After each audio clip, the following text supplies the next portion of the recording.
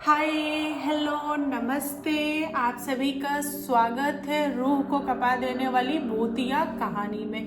दोस्तों, आज मैं आप लोगों के साथ शेयर करने वाली हूँ बहुत ही ज़्यादा खतरनाक और एक हटके आत्मा की कहानी। एक ऐसी आत्मा जिसने दुनिया बहुत ही दर्दनाक तरीके से छोड़ी, लेकिन जब उसकी आत्मा लौटी उसने पूरे घर वालों को तबाह कर दिया। वह आत्मा एक अलग रूप में आई और उसने सबका जीना हराम कर दिया। लोग बताते हैं कि उस आत्मा का कहर इतना ज्यादा हो गया था कि गांव वाले पूरे डरते थे। गांव वाले बहुत तरह के उपाय करते थे उससे बचने के लिए। तो चलिए बिना देर किए कहानी शुरू करते हैं और बताते हैं कि एक्चुअल में उस आत्मा के साथ क्या हुआ जो उसने इतना भयानक रूप लिया। दोस्तों, आज की जो भूतिया कहानी है यह कुखुंदू नाम के एक गांव की सच्ची घटित कहानी है। यह कहानी आज से करीबन 45 से 50 साल पहले की कहानी है। मेरी बुआ बताती हैं कि उनके पड़ोस में एक चाची सास लगती है, उनके साथ बहुत बड़ा भूतिया कांड हो गया। बुआ ने बताया कि उनके जो चाचा ससुर हैं उनका नाम था जयराम। अभी वह इस दुनिया में नहीं है। उनकी वाइफ जो थी उनका नाम था ललिता और इन दोनों की शादी को करीबन 10 से 11 साल बीत चुके थे, लेकिन इनको कोई भी बच्चा नहीं था। पूरे घर वाले और गांव वाले ललिता को बहुत ज्यादा ताना मारते थे, उसका जीना हराम किया हुआ था। वे लोग उसे चैन से जीने नहीं देते थे। और जो ललिता की सास थी वह ललिता को बोलती थी कि अगर इस साल तुमको बच्चा नहीं हुआ तो मैं अपने बेटे की दूसरी शादी करा दूंगी। ललिता सब कुछ चुपचाप बर्दाश्त करती थी। वह मैके भी नहीं जा सकती थी क्योंकि उसके जो मैके वाले थे वह बहुत ज्यादा गरीब थे और वह लोग ललिता को रखते नहीं, इसीलिए उसके पास मजबूरी थी कि ससुराल में ही मुंह बंद करके जीना और वहीं पे रहना। धीरे धीरे टाइम कटा और ललिता के ससुराल वालों को ऐसा लग गया कि अब यह औरत कभी भी मां नहीं बन सकती। फिर उन लोगों ने क्या किया कि जयराम की शादी एक नई लड़की से करा दिया। जो लड़की आई थी घर में दुल्हन बन के उसका नाम था मालती। मालती भी एक गरीब परिवार से थी, लेकिन मालती का जो नेचर था वह काफी अच्छा था। दोस्तों, धीरे धीरे समय कटा और जो मालती थी वह ललिता को अपना ली। ललिता ने भी धीरे धीरे प्यार वगैरह दिखाना स्टार्ट कर दिया मालती को। सब कुछ नॉर्मल चल रहा था। मालती की शादी को लगभग 7-8 महीने हो चुके थे और एक दिन घर वालों को पता चला कि वह मां बनने वाली है। जो घर वाले थे उनकी खुशी का कोई भी ठिकाना नहीं था। घर वाले बहुत ज्यादा खुश हुए और घर वालों ने बहुत ज्यादा लाड दुलार प्यार वगैरह देना स्टार्ट कर दिया मालती को। यहाँ पे ललिता को सारे लोगों ने इग्नोर किया और यह बात ललिता को अच्छी नहीं लगी। वह घर वालों की सेवा करती थी प्लस अपनी सौतन की भी सेवा करती थी, लेकिन लोग उसको भाव नहीं देते थे। ललिता का पति जयराम वह भी अपनी पहली वाली वाइफ को बिल्कुल भी नहीं पूछता था, उसने तो बिल्कुल ही छोड़ दिया। धीरे धीरे समय कटा और मालती ने एक बहुत ही सुंदर से बच्चे को जन्म दिया। जो बच्चा था वह लड़का था। इस चीज को लेके घर वाले बहुत खुश थे। पूरे गांव में मिठाई वगैरह बांटा गया। गांव वाले भी खुश थे, लेकिन जो ललिता के ऊपर बीत रही थी वह किसी ने भी ध्यान नहीं दिया। जो छोटा वाला बच्चा था उसका नाम इन लोगों ने लड्डू रखा प्यार से, क्योंकि वह गोल मटोल था ही लड्डू जैसा, इसलिए। और वह बच्चा करीबन साल या 1.5 साल का ही हुआ था कि उसकी जो माँ थी मालती वह दोबारा गुड न्यूज देती है घर वालों को। अब यहाँ पे घर वाले बहुत खुश। घर वाले तो उम्मीद पाल रहे थे कि इस बार भी लड़का होगा, क्योंकि घर वालों को लड़की नहीं चाहिए थी। पहले के समय में लोग क्या सोचते थे कि लड़का हो चल जाए, किसी को भी लड़की नहीं चाहिए थी। यहाँ पे मालती बोलती थी कि एक लड़का है, एक लड़की हो जाए तो अच्छा रहे, लेकिन उसका कोई सुने तब तो। घर वाले बोलते थे कि अपने मुंह से तुम यह शब्द कभी भी मत निकालना, अगर लड़की हुई तो उसे हम घर में रखेंगे नहीं, उसे उठा के फेंक देंगे। इतना कुछ सुनने के बाद से मालती जो थी वह भगवान के पास जाके प्रेयर करती थी, भगवान लड़का ही देना, ऐसा ना हो कि बेटी हो जाए और उसके साथ सचमुच में इन लोगों ने कुछ उल्टा सीधा किया तो यह ठीक नहीं होगा। मालती ने जैसा सोचा था और जैसा प्रार्थना किया था हूबहू आगे चल के वैसा ही हुआ। मालती ने एक और बेटे को जन्म दिया। घर वाले बहुत ज्यादा खुश थे और गांव में ढोल ताशे जो होते हैं ना वो बजवाया, मिठाई बंटवाया, मतलब सब कुछ सही चल रहा था। दोस्तों गांव में एक नियम है, जो भी औरत बच्चे को जन्म देती है वह एक कमरे में रहती है और उस कमरे के बाहर आग जला के रखा जाता है ताकि कोई भी आत्मा उस कमरे में प्रवेश ना करे। और वह औरत और वह बच्चा जो न्यू जन्म लिया होता है बच्चा, वह बच्चा अंदर इसलिए रहता है ताकि वह पवित्र नहीं होता है। वह दोनों लोग जिस दिन उस कमरे से बाहर निकलेंगे, नहाएंगे धोआएंगे, उसके बाद बाकी कमरे में घूम सकते हैं, मतलब कुछ ऐसा नियम है। तो यहाँ पर एक सप्ताह या 10-15 दिन के लिए कुछ ऐसा बोल लो, उन दोनों यानी कि मालती को और जो न्यू वाला बच्चा था, दोनों को उस रूम में रखा गया था। मालती जो थी वह बच्चे को जन्म देने के बाद से उसने अपने शरीर से बहुत सारे ब्लड खो दिए थे, यानी कि बहुत सारा ब्लीडिंग वगैरह हुआ था। उसका जो शरीर था ना वह कमजोर हो गया था और पहले के समय में लोग जल्दी से डॉक्टर को नहीं दिखाते थे। पहले के समय में कुछ भी हुआ ना तो घरेलू इलाज कर लिया या फिर किसी से पूछ के कुछ खिला पिला दिया ताकि लोग स्वस्थ हो जाए, डॉक्टर में विश्वास नहीं करते थे। तो मालती के यहाँ भी कुछ ऐसा ही चीज था, लोगों ने मालती का इलाज नहीं करवाया। मालती बहुत ज्यादा परेशान थी, वह बोलती थी अपने पति को, सास को कि प्लीज मुझे डॉक्टर से दिखाइए वरना मैं बचूंगी नहीं, मेरे 2 छोटे छोटे बच्चे हैं, इनका कौन ध्यान रखेगा, मुझे डॉक्टर को दिखाइए, मुझे डॉक्टर की जरूरत है। लेकिन घर वाले कभी भी उसकी बात नहीं सुने। खास करके मालती की जो सास थी वह थोड़ी कड़क थी, वह बोलती थी कि तुमने तो सिर्फ 2 ही बच्चे को जन्म दिया है, मैंने तो 6-7 बच्चों को जन्म दिया है, मेरे साथ कहाँ समस्या है, सबके साथ ऐसा होता है, ठीक हो जाएगा ठीक हो जाएगा, बस यही बोल के वह चलाती थी।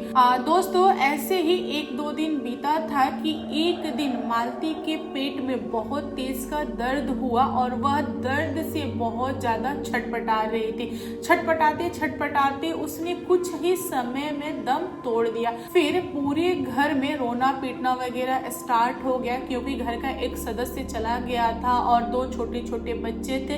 इस चीज को लेके घर वाले बहुत ज्यादा परेशान थे, लेकिन घर वाले करे तो करे क्या, अब तो इंसान इस दुनिया में है नहीं।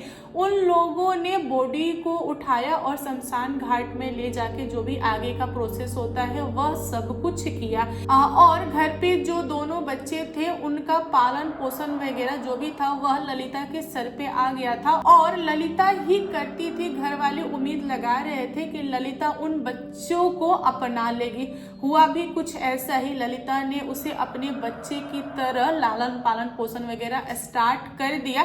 धीरे धीरे कुछ ही महीने कटे थे कि ललिता की बॉडी पे एक आत्मा आने लगी और वह ललिता बहुत ज्यादा खेलने लगी, मतलब बाल वगैरह खोल लेती थी और अजीब तरह के व्यवहार करती थी। घर वालों को बोलती थी कि मुझे ये ला के दो, मुझे वो ला के दो, वरना मैं शांत नहीं होऊंगी। उसके ना अलग अलग टाइप के डिमांड थे और घर वाले इस चीज से बहुत ज्यादा परेशान थे। छोटे मोटे तांत्रिक से दिखाते थे ललिता को तो ललिता नॉर्मल हो जाती थी। फिर कुछ समय बाद दोबारा वह आत्मा ललिता को पकड़ लेता था। इसके आगे हुआ क्या कि धीरे धीरे समय कटा, कुछ ही महीनों में ललिता भी कमजोर होके दुनिया छोड़ दी। अब वह आत्मा घर के किसी और मेंबर पे आने लगा और लोगों को उल्टा सीधा वगैरह बोलना स्टार्ट कर दिया। जो छोटे छोटे बच्चे थे उनका लालन पालन पोषण जो भी होता है वह उनकी दादी करने लगी। एक दिन की बात है, किसी अच्छे तांत्रिक ने उस आत्मा को पकड़ा और पूछा कि तुम कौन हो और यह सब क्यों करती हो, आखिर तुमको क्या चाहिए, बताओ, कैसे शांत होगी। तब उस आत्मा ने बताया कि मेरा नाम मालती है और मैं इस घर के लोगों को कभी भी नहीं छोड़ूंगी, मैं यहीं पे रहूंगी और अपने बच्चे का जो भी पालन पोषण है अपनी आंखों से देखूंगी। अगर मेरे बच्चे को किसी ने डांटा, किसी ने मारा, तो मैं उसको छोड़ूंगी नहीं। मैं सिर्फ और सिर्फ इसी काम से इस दुनिया में लौटी हूँ। यहाँ पे तांत्रिक ने सवाल किया कि ठीक है, जो भी तुम्हारे बच्चे को परेशान करेगा तुम उसको परेशान करोगी, यह तो समझ में आता है, लेकिन तुमने ललिता को क्यों मारा, उसने तुम्हारा क्या बिगाड़ा था। तब मालती की आत्मा ने बोला कि ललिता को मारने का मेरा सिर्फ और सिर्फ एक ही मकसद था कि उस औरत ने मेरे खाने में कुछ मिला दिया था। जिस चीज़ को मैंने खाया मेरे पेट में दर्द उठा और मैंने दुनिया छोड़ा, क्योंकि उस औरत को मुझसे बहुत ज़्यादा परेशानी थी। वह नहीं चाहती थी कि घर वाले मुझ पे लाड़ दुलार प्यार वगैरह लुटाए, वह अंदर ही अंदर जलती थी। उसने यह चीज़ किया था, यानी कि मुझे कुछ खिलाया था, इसकी वजह से मैंने उसको मारा और मैंने उससे बदला लिया है। अगर घर वाले मुझे या फिर मेरे बच्चे को परेशान करेंगे तो मैं घर वालों को नहीं छोड़ूंगी। यह बोलने के बाद से वह आत्मा उड़ गई। जिस इंसान के अंदर आई थी और खेल रही थी, उस इंसान के शरीर को छोड़ के वह उड़ गई और तांत्रिक उस आत्मा को पकड़ नहीं पाया। जो तांत्रिक था उसने क्या किया कि घर के सारे मेंबर को ताबीज दे दिया ताकि आत्मा दोबारा किसी और की बॉडी पे न आए। फिर उस दिन के बाद से सब कुछ नॉर्मल हो गया। गांव के लोग जो थे उन लोगों को पता चल गया था कि इनके घर पे आत्मा है और आत्मा आती है, ऐसा ऐसा है, क्योंकि ये सारी चीजें छुपाने से भी नहीं छुपती है। बच्चे जो थे छोटे वाले वह धीरे धीरे बड़े होने लगे। जो बड़ा वाला बच्चा था शायद 3 साल का हो गया था, जो गोद में था वो भी 1 डेढ़ साल का हो गया था। और यहाँ पे जयराम की जो माँ थी वह बीमार रहने लगी थी, उनसे ना बच्चों का लालन पालन नहीं हो पाता था, इसीलिए उन्होंने मालती की छोटी बहन कलावती थी उसके पास खबर भिजवाया, यानी कि उसके यहाँ खबर भिजवाया कि अभी आप लोगों ने कलावती की शादी नहीं किया है तो जयराम से शादी कर दीजिए, क्योंकि हम लोग का मानना है कि जो बच्चा है इसकी परवरिश इसकी मौसी के अलावा कौन करेगा। जो मौसी होती है वह बच्चों को एकदम से माँ की तरह प्यार करती है, वही अपना पाएगी। अगर कोई और औरत आती है जयराम की पत्नी बन के तो वह इन बच्चों को नहीं अपनाएगी, तो बेहतर है कि कलावती शादी कर ले। यहाँ पर कलावती के घर वाले मान जाते हैं, क्योंकि वे लोग गरीब थे और जो जयराम की फैमिली थी वह ठीक ठाक थी, इसीलिए उन लोगों ने कलावती की शादी जयराम से कर दी। जयराम की तीसरी बीवी थी कलावती, और कलावती शादी करके जब आई तो उसको नहीं पता था कि उसकी बहन की आत्मा इस घर में रहती है और लोगों को परेशान करती है। लोगों ने उसके लिए ताबीज भी नहीं बनवाया था, लोग भूल चुके थे, क्योंकि कुछ समय बीत गया था ना, तो आत्मा के बारे में उतना लोगों के अंदर ना मतलब ध्यान नहीं था। लोगों ने इस चीज को नॉर्मल लिया और उन लोगों ने बात विचार भी कभी किया था कि क्या कर लेगी, बहन है, बहन के ऊपर तो नहीं आएगी ना, आत्मा को तो इतना सेंस होगा ही, मतलब कुछ इस टाइप की चीजें थी। धीरे धीरे समय बीता और कलावती भी प्रेग्नेंट हो गई। एक दिन की बात है, कलावती का जो बच्चा था वह खराब हो गया। अब घर वालों को ऐसा लगा कि किया धरा आत्मा का है। लोगों ने तांत्रिक को बुलाया और तांत्रिक से पूछा, तो तांत्रिक ने बोला कि हाँ, आप लोग एकदम सही सोच रहे हैं, जो कुछ भी हुआ है उस आत्मा ने किया है। अब आत्मा किसी के हाथ लगे तब तो कोई उससे सवाल जवाब करे, जो आत्मा थी वह किसी के हाथ लगती नहीं थी। फिर तांत्रिक ने कलावती को भी ताबीज पहना दिया। दोस्तों, कलावती जो थी वह हमेशा ताबीज पहन के रहती थी, मतलब घर में सब कुछ नॉर्मल चल रहा था, इसके बावजूद भी कलावती के बच्चे नहीं हो रहे थे। उसके ना 4-5 बच्चे पता नहीं कैसे खराब हो गए थे। मतलब कुछ साल बीत गया था और 10 10-12 साल बाद शायद जयराम का एक्सीडेंट हो गया और जयराम दुनिया छोड़ दिया। उसके बाद कलावती जो थी वह विधवा हो गई और उसने उन दोनों छोटे बच्चों का पालन पोषण वगैरह किया और जो आत्मा थी वह उस घर में दोबारा नहीं आई, मतलब किसी के ऊपर नहीं आई, क्योंकि सारे लोगों ने ताबीज पहन के रखा हुआ था। प्लस कलावती का तो पति था ही नहीं, तो वह दोबारा माँ बन नहीं सकती थी, इसीलिए उसने अपने बहन के बच्चों को अपना लिया और वही बच्चे कलावती का देखरेख वगैरह आगे चल के किए। जो आत्मा थी वह कहाँ चली गई किसी को कुछ भी पता नहीं, लेकिन गांव में ऐसी बातें होती हैं कि मालती की जो आत्मा थी उसने अपने पति को मारा, इस चक्कर में मारा ताकि वह दोबारा बच्चा ना करे। अगर कलावती को बच्चा हो जाएगा तो कलावती शायद अपने बच्चे पे ज्यादा ध्यान दे और इन दोनों बच्चों को छोड़ दे। इसी की वजह से उसने कलावती को छोड़ के अपने पति को ही मार दिया। मुझे नहीं पता कि एक्चुअल में क्या हुआ था, आत्मा के दिमाग में क्या था, वह क्या चाहती थी, कुछ भी नहीं पता, बस लोगों ने ऐसा बोला है। तो यह चीज मेरी बुआ जानती थी, उन्होंने मुझे यह चीज बताया था। तो दोस्तों आप लोगों को क्या लगता है, मतलब आत्मा का किया धरा है या फिर ऐसे नॉर्मली एक्सीडेंट हुआ तो उन्होंने दुनिया छोड़ दिया, इस पे आपका क्या विचार है प्लीज कमेंट करके बताइएगा। और आज की कहानी कैसी लगी ये भी कमेंट करके बताइएगा। कहानी पसंद आया हो तो प्लीज लाइक एंड शेयर कीजिएगा और मेरे चैनल पे न्यू आए हो तो चैनल को सब्सक्राइब करना। Thank you, bye bye.